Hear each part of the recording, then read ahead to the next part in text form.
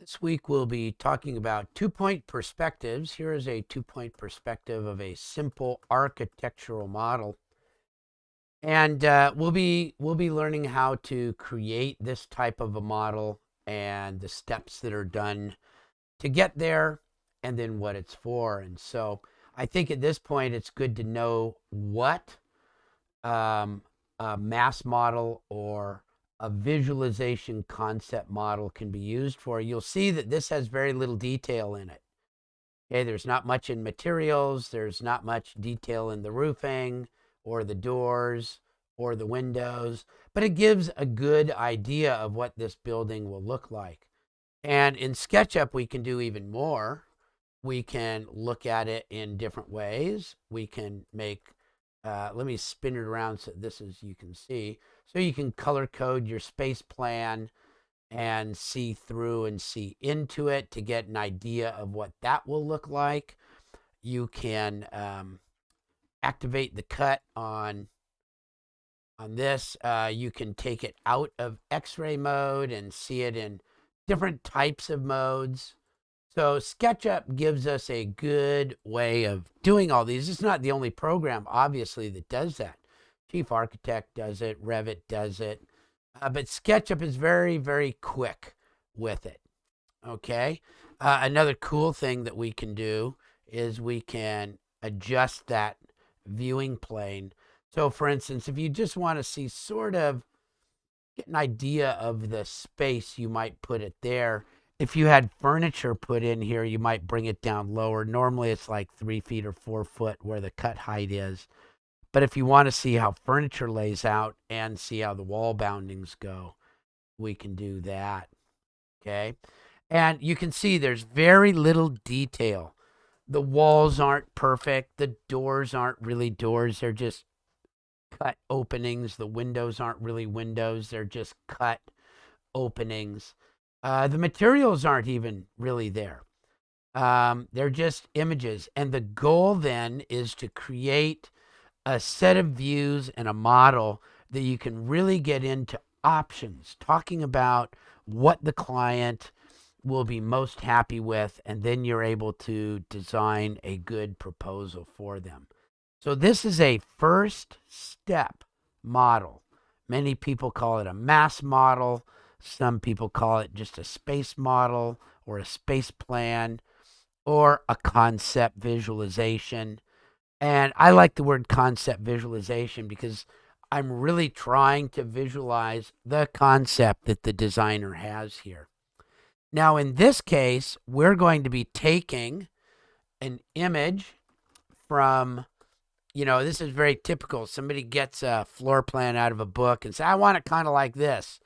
And so you can start there, and that's what we're going to do. We're going to start with an image out of a book, not really make it perfectly to size, but it is pretty close to scale. If I measure this, it's actually about 36 feet. Let's see what I get on it from here to here. 36. So I'm off by 5 7/16. For a gross visualization, that's just fine. And then the main thing is to get these color codes so that somebody can go, okay, I got it. That's going to be the conference room. That's an office, an office. Looks like I forgot to do the hall. I have all that as a reception, but it's not. And then you can start talking about things that you might have forgotten.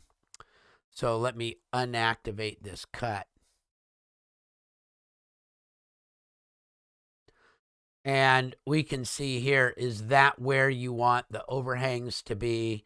Does the client want the roof here, or do they want a nice overhang here? How about this one? Should it come all the way out? Should it go back farther? Will we need a post here? Would you like this up off the ground a little bit so that there's a porch? What type of trim would the client be interested in? Would they like to see this as as something with a little bit of space to it? Let me do that right. Go 3 inches out. Maybe put some brick on there. you can quickly and easily go through some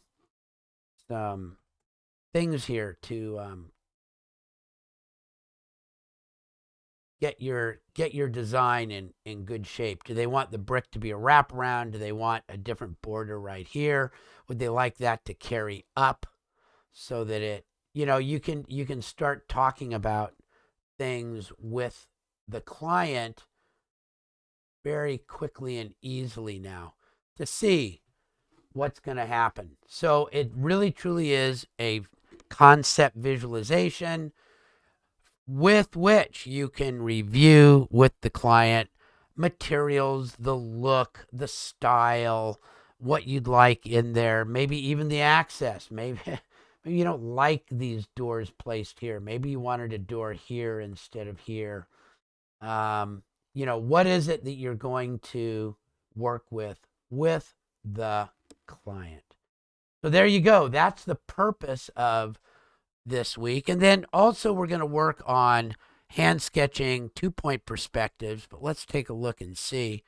This is a 2-point perspective of that building too. If these lines are all going to go off to a point over here, somewhere way out there, these ones are all going to carry off to a point probably up here somewhere. So there's a 2-point perspective. And then if you just wanted orthogonal, what they call a parallel projection, it's a little bit different. This is what you would call as a true isometric, where these run at 30 degrees, these run at 30 degrees, and these are straight up and down. So SketchUp gives you that ability to look at it in a number of different ways. All right, so we're going to practice drawing 2-point perspectives by hand just to help us get an idea of what those are like. So there we go. That's the purpose, the overall goal of what we're going to do this week.